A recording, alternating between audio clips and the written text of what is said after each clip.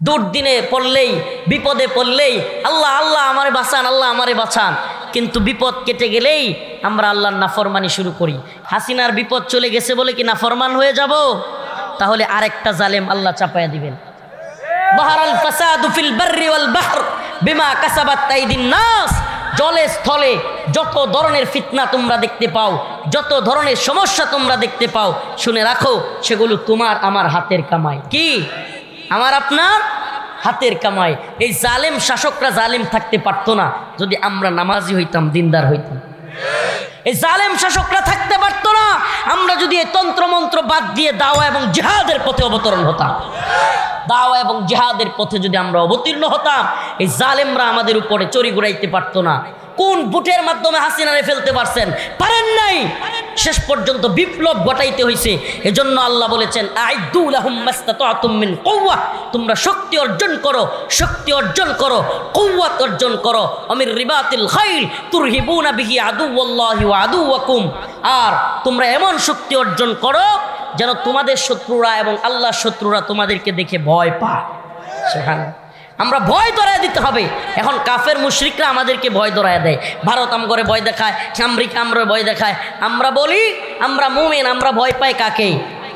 আমরা পৃথিবীর আর কোনো পরাশক্তিকে ভয় করি? আল্লাহ পাক আমাদেরকে বুঝার এবং আমল করার তৌফিক দান করুক, বলেন আমিন। আল্লাহর নাফরমানি করব নাকি আল্লাহকে রাজি খুশি করব? জান্নাতে যাওয়ার পথ কোনটা? আল্লাহর নাফরমানি নাকি নামাজ? নামাজ, রোজা, হজ, যাকাত, কুরবানি, সালাত, তিলাওয়াত, জিহাদ সব কিছু ইসলামের বিধান। কোনোটাকে অস্বীকার করার সুযোগ? কেউ জঙ্গিবাদী মৌলবাদী বললেই আল্লাহর ফরজ বিধান জিহাদকে অস্বীকার করার সুযোগ, নাফরমানি করবার সুযোগ। আউযু বিল্লাহি মিনাশ শাইতানির রাজীম। বিসমিল্লাহির রহমানির রহিম। فإذا ركبوا في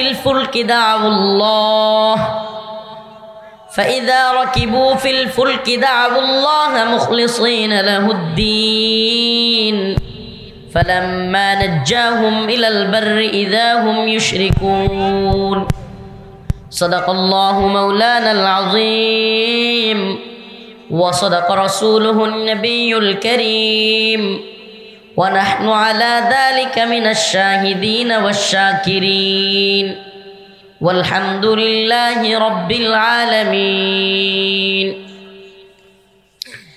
সবাই একটু দুরূদ শরীফ পড়ি। আল্লাহুম্মা সাল্লি আলা মুহাম্মাদিন ওয়া আলা আলি মুহাম্মাদ কামা সাল্লাইতা আলা ইব্রাহিম ওয়া আলা আলি ইব্রাহিম ইন্নাকা হামিদুম মাজিদ। اللهم بارك على محمد وعلى آل محمد كما باركت على إبراهيم وعلى آل إبراهيم إنك حميد مجيد। চাটারপাড়া কেন্দ্রীয় জামে মসজিদ ও দারুস সুন্নাহ হাফিজিয়া মাদ্রাসার উদ্যোগে আয়োজিত আজকের এই 57তম বার্ষিক ওয়াজ মাহফিলের সম্মানিত সভাপতি, সম্মানিত উলামায়ে কেরাম, সম্মানিত মুরব্বিয়ানে আযম, প্রিয় যুবক ভাইরা, স্নেহের ছোট ভাইরা, আল্লাহ রব্বুল আলমিনের দরবারে অসংখ্য অগণিত শুকরিয়া যে মহান রব্বুল আলমিন আপনাকে আমাকে কোরআন সুন্নাহ থেকে কিছু কথা বলবার এবং শুনবার তৌফিক দান করেছেন। সেজন্য অন্তরের অন্তঃস্থল থেকে কালিমাতু শুকুর আদায় করে স্বতঃস্ফূর্ত আওয়াজ করে বলি আলহামদুলিল্লাহ। প্রিয় উপস্থিতি, আল্লাহ রাব্বুল আলামিন আমাদেরকে একটা কওমকে, কিছু মানুষের চরিত্র আমাদের সামনে বর্ণনা করে দিচ্ছেন। আমি যে আয়াত কারিমা তিলাওয়াত করেছি সূরাতুল আনকাবুত আয়াত নম্বর 65 আল্লাহ রাব্বুল আলামিন আয়াত কারিমার মধ্যে বলেন, فإذا ركبوا في الفلك دعوا الله مخلصين له الدين فلما نجاهم إلى البر إذا هم يشركون। কিছু মানুষ আছে যারা সমুদ্রের মধ্যে যখন নৌকার মধ্যে থাকে, নৌকা হেলতে দুলতে থাকে, নৌকা একটা বিপর্যস্ত অবস্থার মধ্যে থাকে, কঠিন পরিস্থিতির মধ্যে থাকে। আমাদের সমাজেও আছে এরকম মানুষ যারা বৃষ্টি আসলে, ঝড় তুফান আসলে, প্রচণ্ড ঝড় তুফান যখন হয়, প্রচণ্ড ঝড় যখন হয়, টিনের মধ্যে, কেউ কথা বলবেন না দয়া করে, টিনের মধ্যে যখন একেবারে বৃষ্টির হঠাৎ করে ধাম করে আওয়াজ হয় কিংবা গাছগাছালি পড়ে যায়, তখন এরা কি করে? লা ইলাহা ইল্লাল্লাহ সুবহানাকা ইন্নী কুনতু মিনাজ জালিমিন, লা ইলাহা ইল্লাল্লাহ সুবহানাকা ইন্নী, পরে কি পড়ে না? কিছুক্ষণ পর এই লোকগুলোই যখন আল্লাহর পক্ষ থেকে কঠিন পরিস্থিতিটা সরায় নেওয়া হয়, ঝড় তুফান সরে যায়, সিগারেট জ্বালায়। এই লোকগুলোই কি করে? আল্লাহ রাব্বুল আলামিন এই আয়াতে কারীমার মধ্যেও একই ঘটনা বলতেছেন, ফাইদা রাকিবু ফিল ফুলক দাউল্লাহ মুখলিসিনা লাহুদ্দিন ফালাম্মা নাজ্জাহুম মিনাল বার ইদা হুম ইউশরিকুন।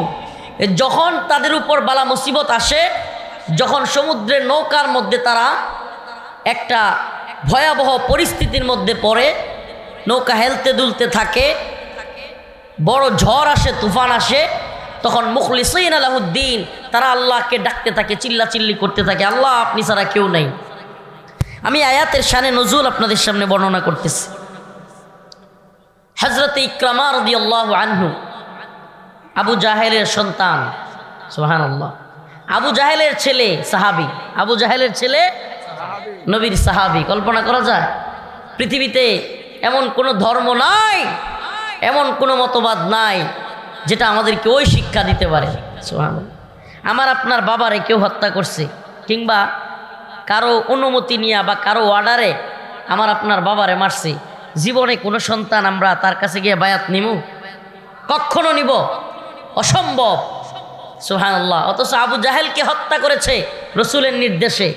মুআজ এবং মুআজ রাদিয়াল্লাহু আনহু, দুই ভাই আবু জাহেলকে হত্যা করেছে, কিন্তু দিন শেষে সেই আবু জাহেলের ছেলে ইকরামা, তিনি হয়ে গেলেন রসুলের সাহাবী। সুবহানাল্লাহ। ওমর রাদিয়াল্লাহু আনহু, যার ব্যাপারে আমরা জানি রাসূলুল্লাহ সাল্লাল্লাহু আলাইহি ওয়াসাল্লামকে সে কি করতে গেছিল? হত্যা করতে। এই ঘটনা সবাই মোটামুটি জানে। দারুন নাদওয়া, আরবের তৎকালীন পার্লামেন্ট, নাম কি? দারুন নাদওয়া।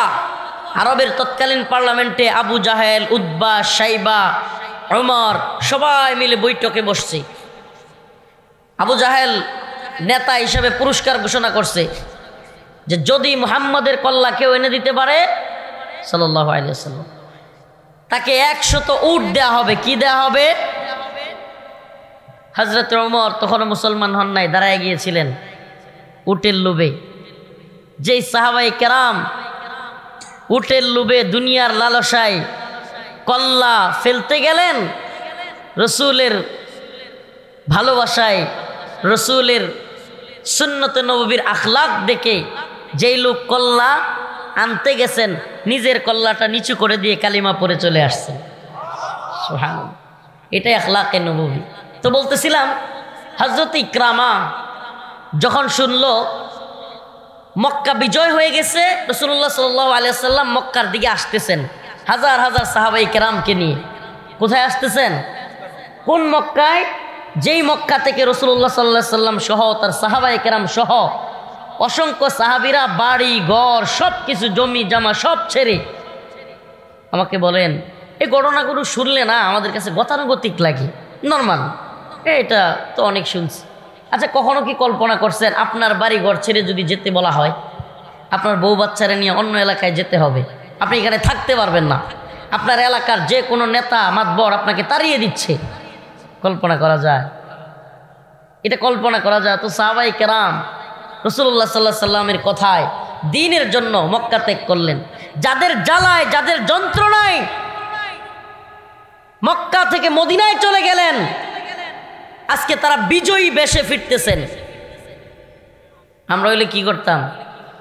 আজকে মক্কার মুশরিকরা রেখাইছি, দৌড়ে ফেলতাম। ঠিক কি ঠিক না? ধরতাম কি না? আমরা হলে কেউ ক্ষমা করতাম? অথচ রাসূল বললেন মক্কায় ঘোষণা করে দাও সাধারণ ক্ষমা, সাধারণ ক্ষমা, সবাইকে ক্ষমা করা হবে। কাউকে যারা আবু সুফিয়ানের ঘরে যাবে তারা ক্ষমা পাবে, যারা কাবা চত্বরে থাকবে তারা ক্ষমা পাবে, এভাবে বিভিন্ন জায়গায় যারা ঘরের ভিতরে থাকবে তারা ক্ষমা পাবে, বিভিন্ন জায়গার কথা বলে বলে যে তারা সাধারণ ক্ষমা পাবে। সুবহানাল্লাহ। তবে ইল্লা রাসূলুল্লাহ সাল্লাল্লাহু আলাইহি ওয়াসাল্লাম কিছু ব্যক্তিকে ইস্তিসনা করলেন, না করে দিলেন যে এদের ক্ষমা নাই, এদের ক্ষমা নাই।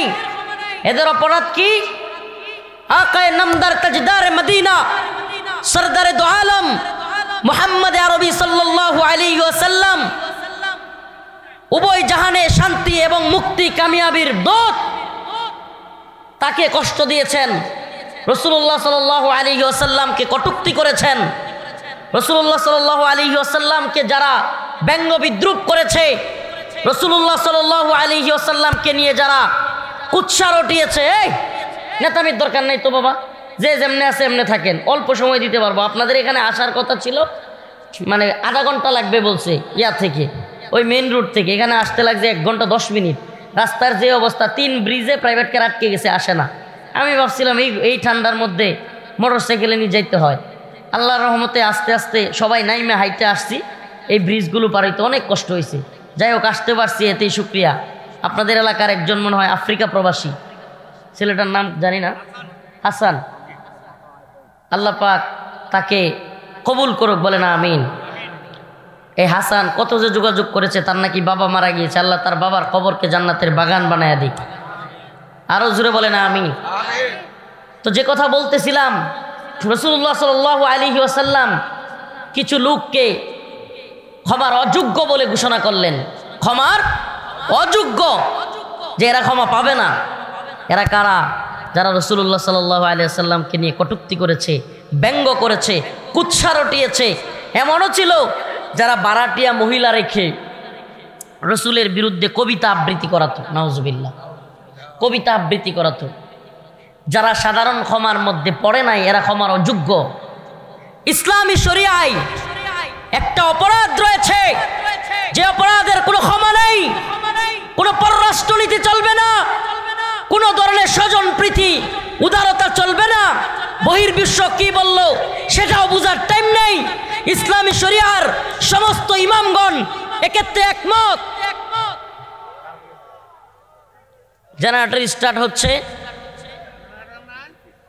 সবাই একটু দুরূদ শরীফ পড়ি। আল্লাহুম্মা সাল্লি আলা মুহাম্মাদি ওয়া আলা আলি মুহাম্মাদ কামা সাল্লাইতা আলা ইব্রাহিম ওয়া আলা আলি ইব্রাহিম ইন্নাকা হামিদুম মাজিদ।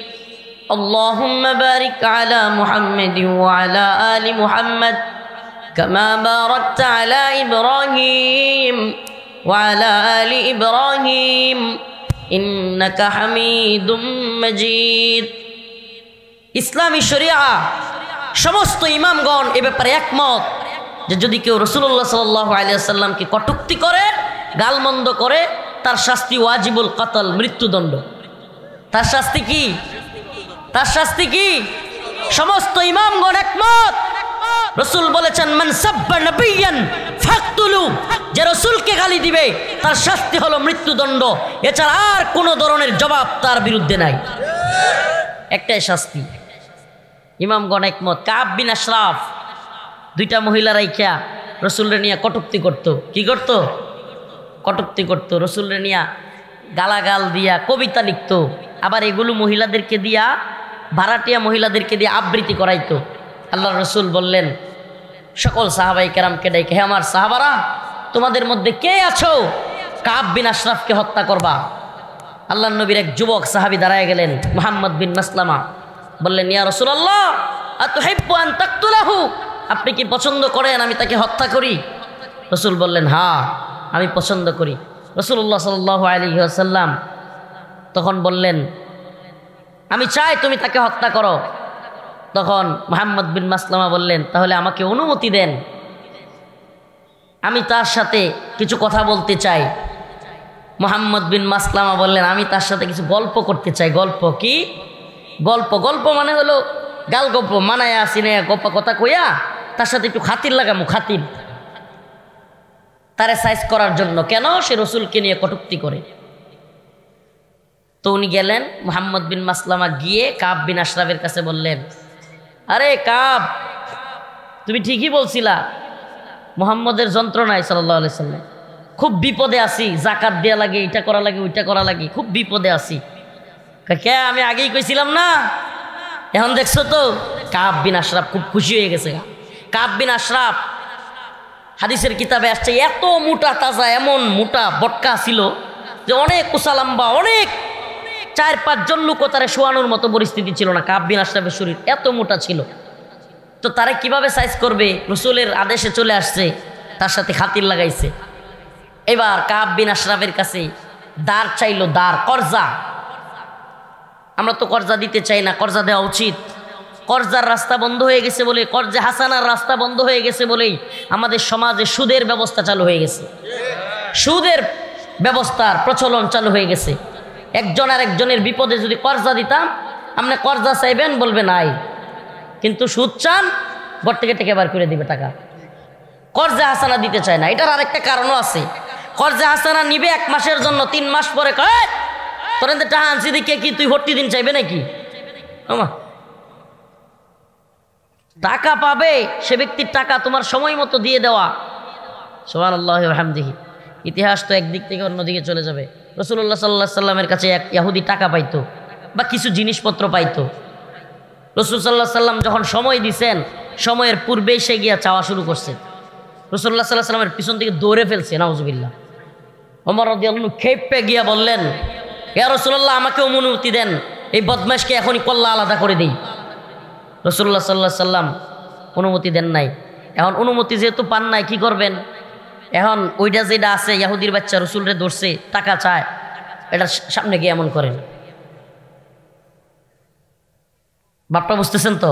মানে রসুল না করছে কল্লা ফেলা যাবে না, কিন্তু ওই যে রসুলরে ও একটু অপমান করছে, কষ্ট সহ্য করতে পারতেছে না, কি করবে? রসুলের চারপাশে গিয়ে এমন করে, মানে রসুলের ওইটার আশপাশে গিয়া। এখন ওইটা ভয়ে কইতেছে, পরে থামান, পরে থামান। এরপরে ওই ব্যক্তি রসুলের আদর্শ দেখে মুসলমান হয়ে যান। সুবহানাল্লাহ। তো আমরা কর্জে হাসানা দিব তো? তো যে ঘটনা বলতেছিলাম, কাব বিন আশরাফ মোটা তাজা লোক ছিল, সে কর্জে হাসানা দেওয়ার জন্য বন্ধক চাইলো। বন্ধক বলে, তোমার বউরে আমার কাছে রাখো। নাউজুবিল্লাহ। মুহাম্মদ বিন মাসলামা কয়, তুই যেই সাইজ, তোর কাছে আমার বউরে রাখা যাবে না। কয়, তাইলে কি দিবা? একটা কিছু দিয়া তো কর্জে হাসানা নেওয়া লাগবে। এটা তাদের প্রথা ছিল, এখনো আছে এই প্রথা অনেকের মাঝে। তো উনি বললেন, আমি আমার অস্ত্রগুলো জমা দিয়ে গেলাম তোমার কাছে। কি? অস্ত্রগুলো জমা দিয়ে গেলাম, অস্ত্র, ডাল, তলোয়ার সব এগুলো দিয়ে গেলাম। মুহাম্মদ বিন মাসলামা তাকে ডাল তলোয়ার জমা দিয়ে বাড়িতে গেলেন। আরো 2 জনকে নিয়ে আসলেন। কয়জন? আরো 2 জনকে। কারণ এটার যেই সাইজ, একলা একলা ফেলানো যাবে না, এটারে জবাই করলেও এটার ধরতে হবে 2-1 জনের। তো মুহাম্মদ বিন মাসলামা 2 জনকে নিয়ে চলে আসলেন। আর কাব বিন আশরাফ সুগন্ধি দিত বেশি বেশি, চুলের মধ্যে কি দিত? সুগন্ধি দিত। প্রথমে কি পাম দিছিল, মনে আসেনি পামের কথা? আরে আর বইল না, মুহাম্মদ আম করে বিরক্ত করে ফেলতেছে জাকাত দিতে দিতে। ওইটাতে কিন্তু কিছুটা খুশি ছিল। সে কি ছিল? খুশি হয়েছিল খুব। এখন আরেকটা পাম দিছে মুহাম্মদ বিন মাসলামা রাদিয়াল্লাহু আনহু। বলে, কাব, তোমার মাথার চুলে কি সুগন্ধি ইউজ করো, অনেক সুন্দর ঘ্রাণ আসতেছে। কাব বিন আশরাফ খুব খুশি হয়ে গেছে গা। এখন মুহাম্মদ বিন মাসলামা, ওর চুলগুলো ছিল খুব তাজা এবং একটু বড় বড়, খুব হেভি দেহের। তো মুহাম্মদ বিন মাসলামা বললেন, তোমার চুলের ঘ্রাণটা আমি একটু কাছ থেকে নিতে চাই, মাথার একটু আগায় দিবা? সুবহানাল্লাহ। কৌশল, কৌশল।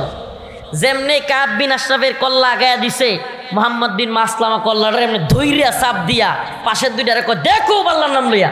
সুবহানাল্লাহ। এক কুবে কাব বিন আশরাফের কল্লা ফেলে দিছেন। সুবহানাল্লাহ। তার অপরাধ কি ছিল? কাব বিন আশরাফ রসুলকে নিয়ে কটূক্তি করত, মহিলা ভাড়াটিয়ারাই কেউ রসুলরে গালি দিত। আল্লাহ রসুল তাকে বললেন হত্যা করার জন্য। এখন আমাদের কিছু ঘটনা, গাল গল্প আমরা শুনি ছোটবেলা থেকে।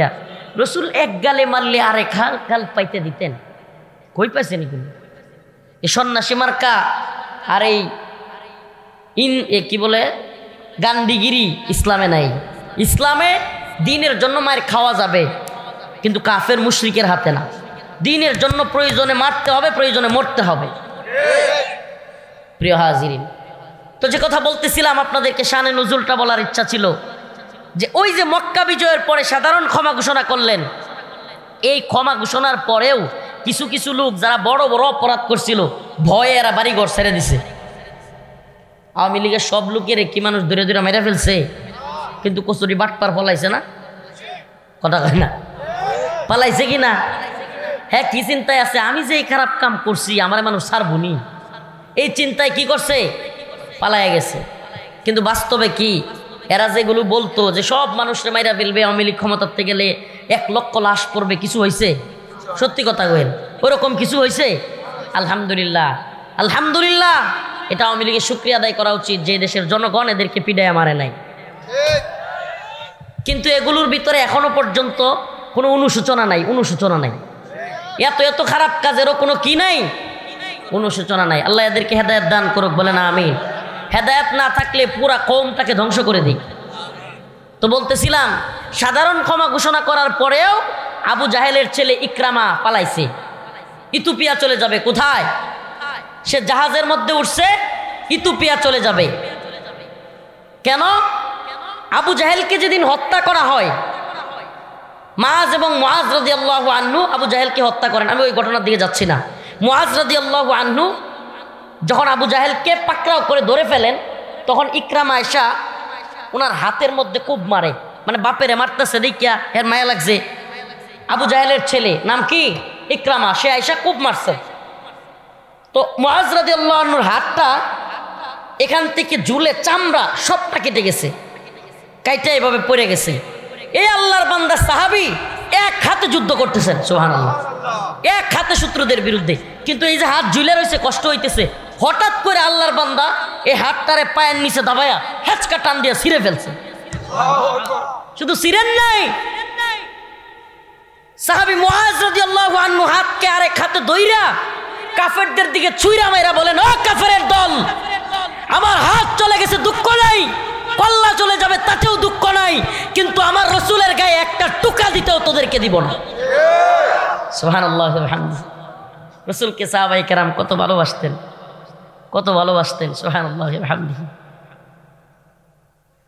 লম্বা হয়ে যাবে, কত ভালোবাসার ঘটনা আপনাদেরকে শোনাবো। সাহাবাদের মেয়েরা, সাহাবাদের বিবিরা, বাচ্চারা যুদ্ধ ময়দান থেকে যখন ফিরতো, মানুষ যুদ্ধের ময়দান থেকে বাড়ির দিকে ফিরতো, যুদ্ধের লোকেরা বলতো, এই শুনছো, তোমার বাবা মারা গেছে। সন্তান বলে, আমার বাবা মারা গেছে কিনা আপনাকে জিজ্ঞেস করি নাই, বলেন আমার রসুল কেমন আছে। সাল্লাল্লাহু আলাইহি ওয়াসাল্লাম। স্ত্রীকে বলতো মানুষ যুদ্ধ থেকে আইসা, স্ত্রীকে, যে আপনার স্বামী তো মারা গেছে, আমি আপনাকে জিজ্ঞেস করি নাই আমার স্বামী মারা গেছে কিনা, আমার রসুল কেমন আছে। কোন রসুল, কেমন রসুল আমরা পেয়েছি, सल्लल्लाहु अलैहि वसल्लम। मैदान महशर में नबी ने फरमाया, जब जहन्नम आएगी और एक चीख मारेगी, जहन्नमेर मयदाने जखन, हाशरेर मयदाने जखन जहन्नमके हाजिर करा होबे, हादिसेर मध्य आसছে एक चीख मारेगी, एमन एक जोरे आवाज दिबे, जहन्नमेर एक बिकट आवाजे समस्त मानुष যারা দাঁড়ায়া ছিল তারা হুট করে পা দিয়ে বসে যাবে, একেবারে হুট করে উপর থেকে বসে যাবে, ঠাস করে বসে যাবে। এমন অবস্থায় সবাই উপর দিকে, এই যে হাঁটু গাইরা দিয়ে, হাঁটু সিস্টেমটা বুঝছেন তো, দাঁড়ানো থেকে 2 হাঁটু এভাবে গাইরা দিয়ে উপর দিকে তাকায় বলতে থাকবে, ইয়া রব নফসি নফসি, ইয়া রব নফসি নফসি, ইয়া আল্লাহ মেরি জান, আল্লাহ আমারে বাঁচাও, আল্লাহ আমারে বাঁচাও। মা তার ছেলের কথা ভুলে যাবে, ছেলে তার মার কথা ভুলে যাবে, বাবা তার সন্তানের কথা ভুলে যাবে, সন্তান তার বাবার কথা ভুলে যাবে, ভাই ভাইয়ের কথা ভুলে যাবে, বোন ভাইয়ের কথা ভুলে যাবে, স্ত্রী স্বামীর কথা ভুলে যাবে, স্বামী স্ত্রীর কথা ভুলে যাবে। জাহান্নামের এক চিৎকারের ভয়ে সবাই বলতে থাকবে, ইয়া রব নফসি নফসি, ইয়া আল্লাহ মেরি জান, আল্লাহ আমারে বাঁচাও, আল্লাহ আমারে বাঁচাও।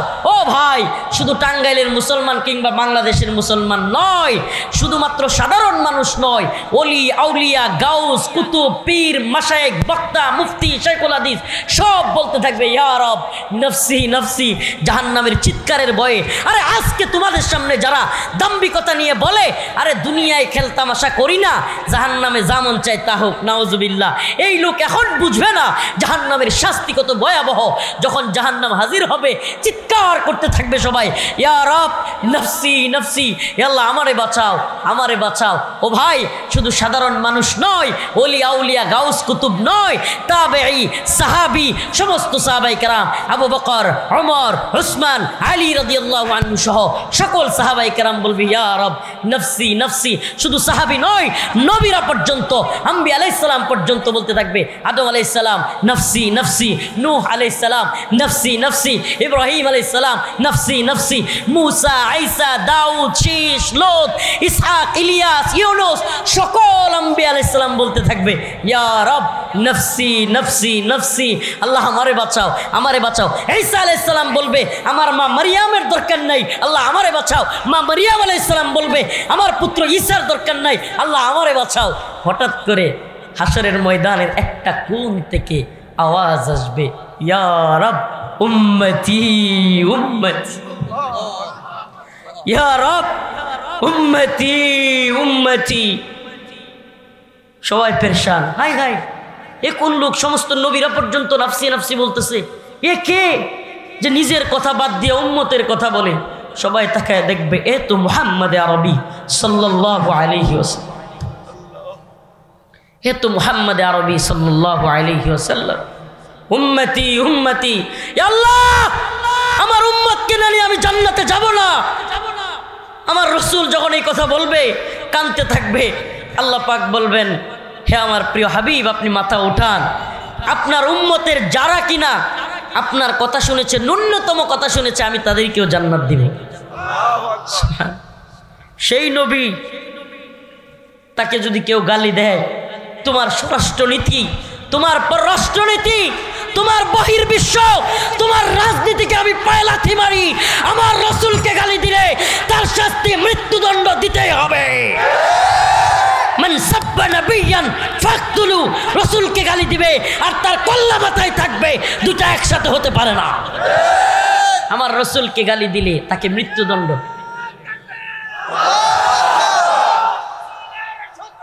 হুশিয়ার সাবধান, হুশিয়ার সাবধান, হুশিয়ার সাবধান। রাসূলুল্লাহ সাল্লাল্লাহু আলাইহি ওয়াসাল্লামের পেট, রাসূলের পেট বিকৃত কইরা ছবি অঙ্কন কইরা ফ্রান্সের বড় বড় বিল্ডিংয়ে বড় বড় পর্দা লাগায়া প্রজেক্টর লাগায়া যে এমানুয়েল ম্যাক্রো রাসূলের ছবিকে ওখানে বিকৃত করলো, যার বিরুদ্ধে গোটা বিশ্ব ফুঁসে উঠলো, আন্দোলন করলো, তোমার নেত্রী সে এমানুয়েল ম্যাক্রোর মতো কুখ্যাত সাতেমে রাসূলকে বাংলাদেশে লাল গালিচা সংবর্ধনা দিল। আর সেই খারাপ কুখ্যাত সাতেমে রাসূলকে তোমার নেত্রী চুমু খাইলো, চুমাচুমি করলো, অথচ তোমার অন্তরে ইমানের গায়রত নাই, অথচ তোমার অন্তরে আঘাত লাগলো না। আল্লাহর রাসূলের এত ভালোবাসা তোমার ভিতরে, রাসূলের অপমানে যদি না কাঁদে তোমার মন, মুসলিম নয় মুনাফিক, তুই রাসূলের দুশমন। কি ফ্রান্সের ম্যাক্রোকে হাসিনা লাল গালিচা সংবর্ধনা দেয় নাই? দিছে কি দেয় নাই? শুধু কি লাল গালিচা সংবর্ধনা, ম্যাক্রোর সাথে চুমাচুমি মাখামাখি করছে কি করে নাই? কত নির্লজ্জ তুমি! তোমার রাসূলকে নিয়ে কটূক্তি হয়, তুমি ইমানদার দাবি করো, তোমার রাসূলকে যে গালি দেয়, কটূক্তি করে, ব্যঙ্গচিত্র বানায়, সেই ম্যাক্রোকে তুমি রাজনীতি বুঝছো? রাজনীতি কই? এটা তো বহির্বিশ্বের রাষ্ট্রপ্রধানরা আসলেই, এ বেটা যে রাসূলকে গালি দিয়েছে তার সাথে কিসের রাজনীতি? তাকে আমাকে কেন আনতে হবে? তুমি রাজনীতির নামে ঈমান বিক্রি করে দিছো। তুমি এতই দলান্ধ হয়েছো যে তোমার দলের ধর্মই তোমার ধর্ম, তোমার নিজস্ব কোনো ধর্ম নাই। মনে রাখবা, তোমার দল, তোমার নেতা জাহান্নামে গেলে তুমিও জাহান্নামে। আল্লাহ পাক বুঝার তৌফিক দান করুক। ইকরামা ঘটনা মনে আছে? ইকরামা ভয় পায়া ইথিওপিয়া পালায়া যাওয়ার চেষ্টা করলো। জাহাজের মধ্যে তীব্র ঝাঁকুনি শুরু হয়ে গেল। জাহাজের মধ্যে তীব্র ঝাঁকুনির কারণে ভয়ে আতঙ্কে সবাই হই হুল্লোড় শুরু করে দিল। ইথিওপিয়া যাচ্ছে ইকরামা জাহাজে। পাইলট চিৎকার করে বলল, আজকের এই দুর্দিনে বিপদে একমাত্র আমাকে আপনাকে বাঁচাতে পারেন আল্লাহ। কে বাঁচাতে পারেন? ফাইদা রাকিবু ফিল ফুলকি দাউল্লাহ,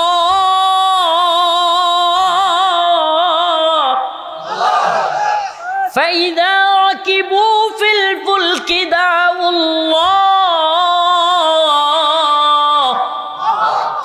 মুখলিসিনা লাহুদ্দিন। আল্লাহ রাব্বুল আলামিন বলেন, তোমরা বিপদে পইরা আল্লাহ আল্লাহ করো, একনিষ্ঠতার সাথে আল্লাহকে ডাকো। ওই পাইলট জাহাজ থেকে আওয়াজ দিয়ে বলল, এই দিনে একমাত্র আল্লাহ ব্যতীত আমাদেরকে কেউ বাঁচাতে পারবে না। ইকরামা চিৎকার দিয়ে বলল, ও পাইলট, তোর কথাই যদি সত্য হয়, আমার আল্লাহ যদি এখান থেকে বাঁচাইতে পারে, তবে তো জমিনেও আমাকে আল্লাহ বাঁচাইতে পারবে। সমুদ্রে যদি আল্লাহ বাঁচাইতে পারে, তাহলে আমাকে জমিনেও কে বাঁচাইতে পারবে?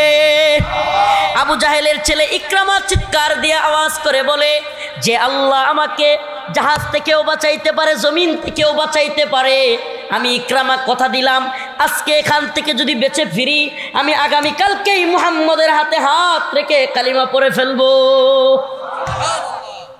তাই করলেন তিনি সাল্লাল্লাহু আলাইহি ওয়াসাল্লাম। মুহাম্মদুর রাসূলুল্লাহর হাতে আইসা কালিমা পড়লেন। আমাদের মধ্যে আজকের এই আলোচনা করার পিছনে মূল যে বেসিক কারণটা, এই গুণ যেন আমাদের মধ্যে না আসে। দুর্দিনে পড়লেই, বিপদে পড়লেই আল্লাহ আল্লাহ আমারে বাঁচান, আল্লাহ আমারে বাঁচান, কিন্তু বিপদ কেটে গেলেই আমরা আল্লাহর নাফরমানি শুরু করি। এই সিফাত থেকে আমাদেরকে আল্লাহ পাক হেফাজত করুক, বলেন আমিন। ফালাম্মা নাজ্জাহুম মিনাল বার ইযা হুম মুশরিকুন। আল্লাহ বলেন, যখনই তাদের বিপদ কেটে যায়, তখনই তারা নাফরমানি শুরু করে। আমরাও কি আল্লাহর নাফরমানি করব? হাসিনার বিপদ চলে গেছে বলে কি নাফরমান হয়ে যাব? তাহলে আরেকটা জালেম আল্লাহ চাপায়া দিবেন। বাহারাল ফাসাদু ফিল বাররি ওয়াল বাহর বিমা কাসাবাত আইদিন নাস। জলে স্থলে যত ধরনের ফিতনা তোমরা দেখতে পাও, যত ধরনের সমস্যা তোমরা দেখতে পাও, শুনে রাখো, সেগুলো তোমার আমার হাতের কামাই। কি? আমার আপনার হাতের কামাই। এই জালেম শাসকরা জালেম থাকতে পারতো না যদি আমরা নামাজি হইতাম, দিনদার হইতাম। এই জালেম শাসকরা থাকতে পারতো না আমরা যদি এই তন্ত্রমন্ত্র বাদ দিয়ে দাওয়া এবং জিহাদের পথে অবতরণ হতাম। দাওয়া এবং জিহাদের পথে যদি আমরা অবতীর্ণ হতাম, এই জালেমরা আমাদের উপরে চড়ি ঘুরাইতে পারতো না। কোন বুটের মাধ্যমে হাসিনারে ফেলতে পারছেন? পারেন নাই। শেষ পর্যন্ত বিপ্লব ঘটাইতে হয়েছে।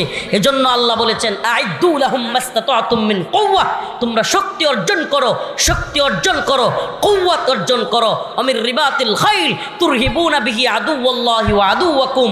আর তোমরা এমন শক্তি অর্জন করো যেন তোমাদের শত্রুরা এবং আল্লাহর শত্রুরা তোমাদেরকে দেখে ভয় পায়। সুবহানাল্লাহ। আমরা ভয় ধরায় দিতে হবে। এখন কাফের মুশরিকরা আমাদেরকে ভয় ধরায় দেয়। ভারত আমগরে ভয় দেখায়, আমেরিকা আমরা ভয় দেখায়। আমরা বলি আমরা মুমিন, আমরা ভয় পাই কাকে? আমরা পৃথিবীর আর কোনো পরাশক্তিকে ভয় করি? আল্লাহ পাক আমাদেরকে বুঝার এবং আমল করার তৌফিক দান করুক, বলেন আমিন। আল্লাহর নাফরমানি করব নাকি আল্লাহকে রাজি খুশি করব? জান্নাতে যাওয়ার পথ কোনটা? আল্লাহর নাফরমানি নাকি নামাজ? নামাজ, রোজা, হজ, যাকাত, কুরবানি, সালাত, তিলাওয়াত, জিহাদ সব কিছু ইসলামের বিধান। কোনোটাকে অস্বীকার করার সুযোগ? কেউ জঙ্গিবাদী মৌলবাদী বললেই আল্লাহর ফরজ বিধান জিহাদকে অস্বীকার করার সুযোগ, নাফরমানি করবার সুযোগ। নাসরুম মিনাল্লাহ ওয়া ফাতহুন করিব। আরেকটা প্রোগ্রাম আমার অনেক দূরে, এখানে আসার কথা ছিল অনেক আগে, কিন্তু রাস্তায় দেরি হয়ে গেছে। এজন্য খাস করে আমার জন্য দোয়া করবেন। সাগর দিঘি যেতে হবে, দীর্ঘ সময় অপেক্ষায় মানুষ। আমরা ইনশাআল্লাহ যদি কোনো দিন আল্লাহ পাক সুস্থ রাখে আবারও দেখা হবে। আল্লাহ পাক সবাইকে দ্বীনের জন্য কবুল করুক, বলেন আমিন।